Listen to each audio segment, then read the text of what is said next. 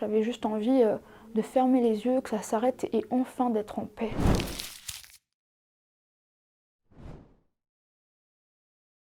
Hello, c'est Aurélie Preston, j'ai 30 ans et vous m'avez connue dans les télé-réalités. Je suis née dans le 93 à Saint-Denis, dans un hôpital assez glauque. Malheureusement pour moi, je n'ai pas eu la chance d'avoir des parents à cause de leurs addictions. L'héroïne, c'est quelque chose de très difficile.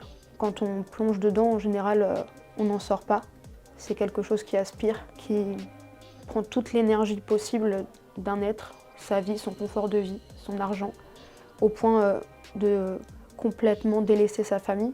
Mon père, une fois, avait vendu tous les meubles dans l'appartement de ma mère. On vivait avec mes parents dans un appartement où il logeait des dealers et aussi des consommateurs.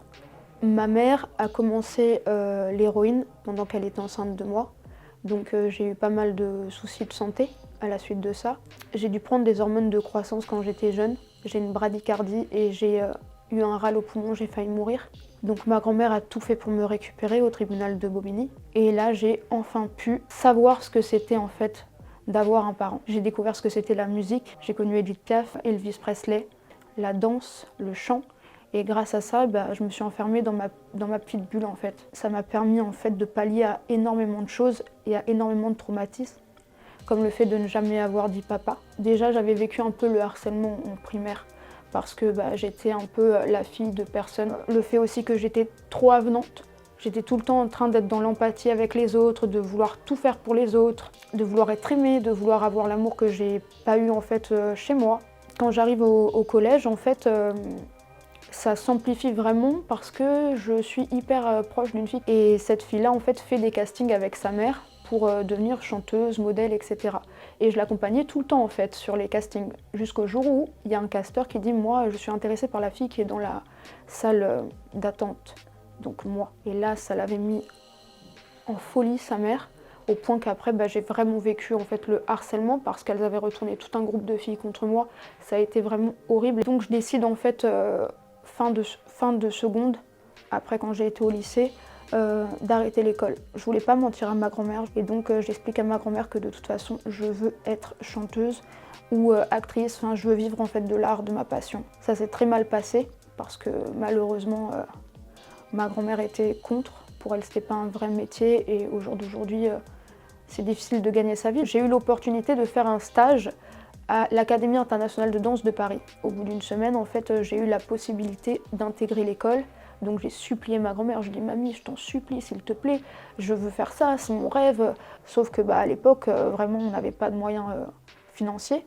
Donc ça a été très difficile, elle a dû emprunter de l'argent à son frère. Ma grand-mère était banquière, donc son ancien chef lui dit « Si tu veux, moi j'ai une chambre qui est disponible pour Aurélie, il n'y a pas de souci, je le fais volontiers ». En plus, c'était trop bien parce que c'était juste à côté de l'école. Donc je commence à aller là-bas. En fait, je dormais sur une chauffeuse au sol dans le bureau, donc j'étais épuisée, c'était très difficile pour moi.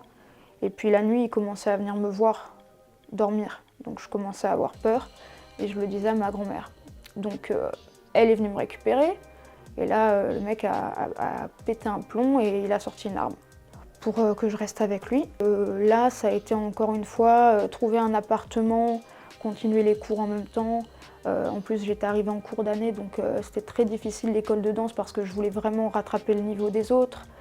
Sauf que, manque de bol, je me blesse gravement à la danse et la clinique du sport me dit que je pourrais plus danser et qu'il faut que j'arrête.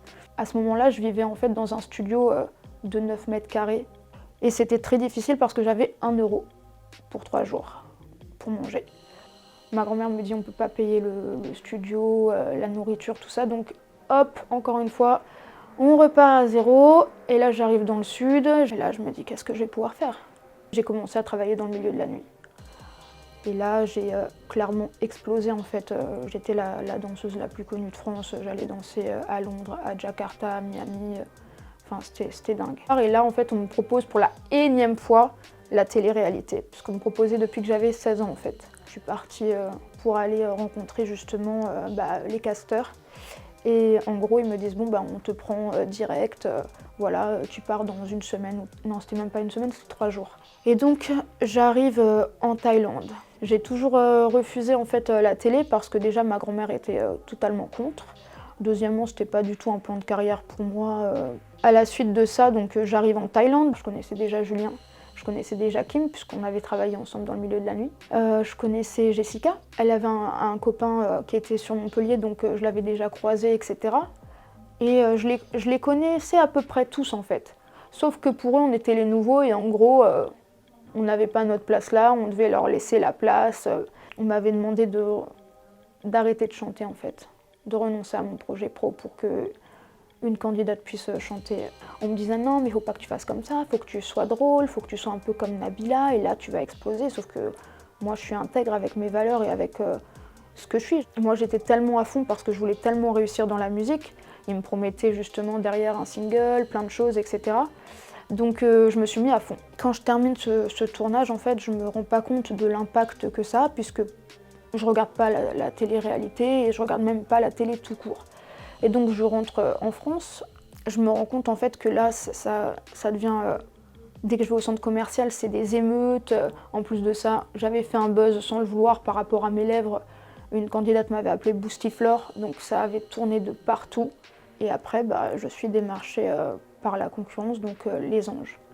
Au début, je voulais pas le faire. Et puis ils me vendent du rêve. Non mais Aurélie, on va faire de toi la nouvelle Lady Gaga, tu vas avoir un bus énorme rien que pour toi avec des danseurs. Ma vie c'est la musique. Donc je me dis ok pourquoi pas, quelle erreur j'ai fait. Ça a été horrible, j'ai pas de mots pour décrire ça. J'ai jamais voulu regarder en fait les épisodes, je voyais juste ma grand-mère qui pleurait. Au fur et à mesure, il y a eu des critiques quand je faisais le sport, des critiques sur ma voix, des critiques sur mon physique. On essaie de me faire passer pour une fille qui est intéressée par les mecs qui sont en couple, alors que pas du tout. Donc, pour parler justement de cette fameuse personne et de ce fameux couple, c'était mon ami en fait.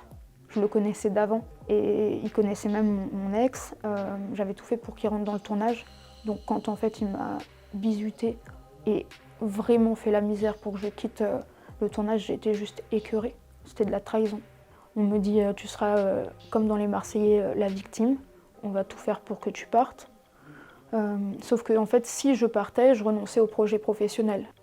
Et la production, quand il s'est passé tout ça, en fait, elle n'a même pas réagi. Ils ont juste demandé au candidat de sortir dehors et de s'excuser.